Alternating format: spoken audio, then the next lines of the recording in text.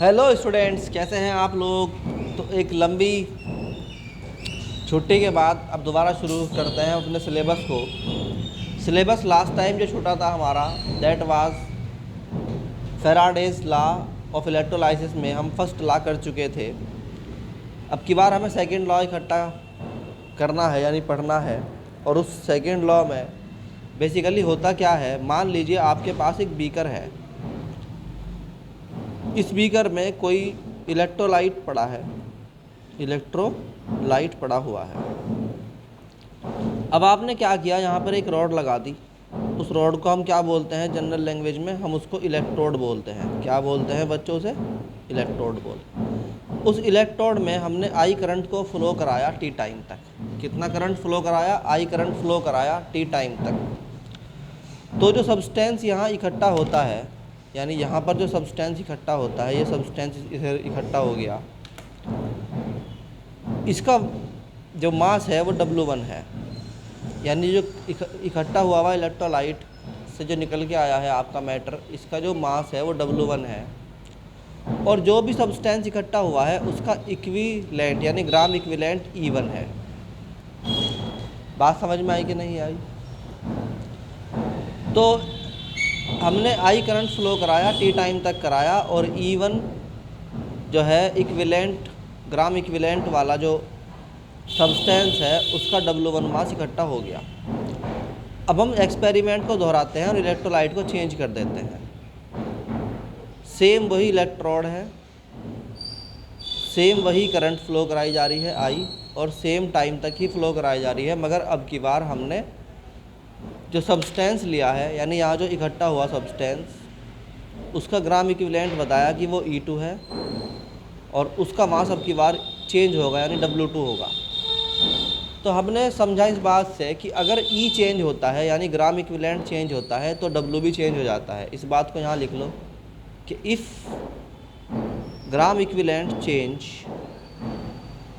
If gram equivalent change then mass also change, mass also change। तो इसका मतलब हुआ कि ग्राम इक्विवेलेंट कोई बड़ा फैक्टर है जिसके ऊपर डिपेंड करता है होना किस बात का, इस बात का कि मास कितना इकट्ठा होगा। और यही सेकेंड लॉ है फैराडे का इलेक्ट्रोलाइसिस में। फैराडे लॉ क्या कहता है, पहले हेडिंग डाल लो, सेकेंड लॉ। फैराडे लॉ क्या कहता है कि भाई when the same quantity, when the same quantity, same quantity of electricity, यानी इलेक्ट्रिसिटी की सेम क्वांटिटी क्या कराई जाती है, पास कराई जाती है थ्रू डिफरेंट इलेक्ट्रोलाइटिक सोल्यूशन, अलग अलग इलेक्ट्रोलाइटिक सोल्यूशन में। अब देखो बात को समझो, क्या हुआ कि सेम क्वांटिटी ऑफ इलेक्ट्रिसिटी, यानी यहाँ पर भी आई टी टाइम तक, यहाँ पर भी आई करंट टी टाइम तक पास कराया गया किसी इलेक्ट्रोलाइट सॉल्यूशन में, मगर वो दोनों अलग अलग थे। यानी एक कैसे पता लगा कि अलग अलग इलेक्ट्रोलाइटिक सॉल्यूशन है? एक का ग्राम इक्विवेलेंट E1 है और एक का ग्राम इक्विवेलेंट E2 है।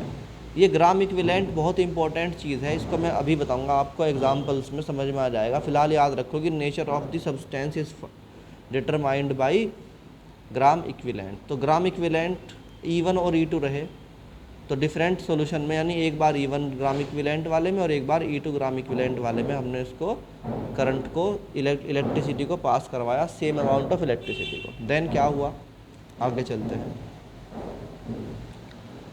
ठीक, तो क्या होता है, द अमाउंट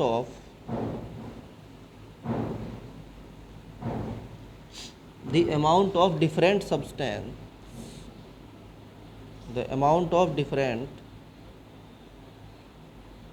सब्सटेंस, जो अलग अलग अमाउंट इकट्ठा हुआ, यानी कि यहाँ पर ये W1 और W2, ये क्या होता है, इलेक्ट्रोलाइज्ड का मतलब यहाँ पर जो करंट पास कराया था उसके बाद क्या हुआ, जो इकट्ठा हुआ उसे इलेक्ट्रोलाइज्ड बोलते हैं। आर डायरेक्टली प्रोपोर्शनल टू किसके, proportional to their equivalent mass, their equivalent masses. अब इससे क्या पता लगता है कि आपका जो W इकट्ठा होता है ये डायरेक्टली प्रोपोर्शनल किसके होता है, इक्विवेलेंट मास के, यानी W प्रोपोर्शनल है किसके, E के। अगर आप यहाँ पर प्रोपोर्शनलिटी हटाओगे तो आपको लिखना पड़ेगा IT ओवर 96500 E, यानी ये क्या हो गया, it is the constant value. अब चूँकि आप जानते हो कि IT जो होता है इट इज़ इक्वल होता है Q के, so you can write W equal to Q upon 96500 E। बात समझ में आई कि नहीं आई? अब आपने क्या कहा था कि जी हमने जो है ना वो equal amount of electricity pass करवाया है। इक्वल अमाउंट ऑफ इलेक्ट्रिसिटी का मतलब Q सेम है। तो अगर आप लिखें इसी को आगे बढ़ाते हुए कि जी W1 किसके, W1 इक्वल होगा Q अपॉन 96500 E1, और W2 जो है वो किसके इक्वल होगा, that is Q upon 96500 E2।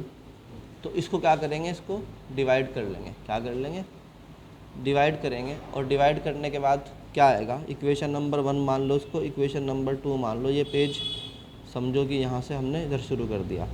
Then W1 over W2 कितना हो जाएगा बच्चों, W1 ओवर W2, देखो ये सेम क्वांटिटी है, कट जाएगी तो बचेगा क्या, E1 अपॉन E2। तो हम कह सकते हैं कि दो जो अलग अलग सब्सटेंस हैं उनके मासेस के रेशो उनके ग्राम इक्विवेलेंट के रेशो के इक्वल होते हैं। ये बात अलग से लिख सकते हैं। तो हम बोल सकते हैं कि भाई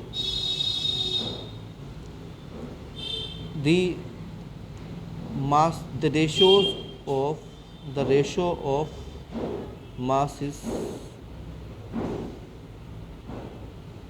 of substance, ठीक, जो क्या हुआ, इकट्ठा हुआ कहाँ पर, डिपॉजिटेड या liberated on electrodes is equal to ratio of their gram equivalent। तो ये था बच्चों आपका सेकेंड लॉ। इसमें एक फार्मूला और है, that can be asked any time, और उसे आप बढ़ा लीजिए इसी में आगे। वो आपसे पूछ सकते हैं what is the current efficiency, what is the current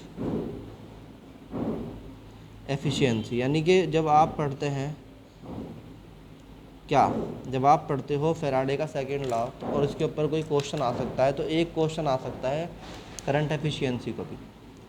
देखो हम कहते हैं करंट एफिशिएंसी क्या है, the value of current efficiency during the process of electrolysis can be obtain from the formula. इसका फार्मूला सिंपल होता है, current efficiency equal to during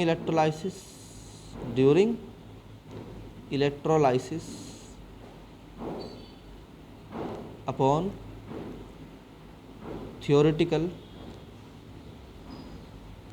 yield into 100।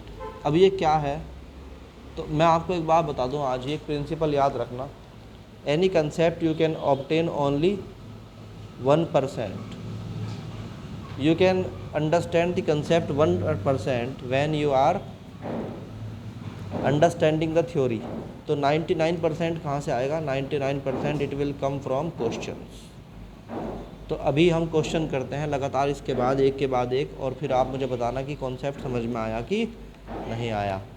तो चलो इससे आगे चलते हैं। Now we will take at least 5 to 6 examples, then we will go to the next topic. Thank you.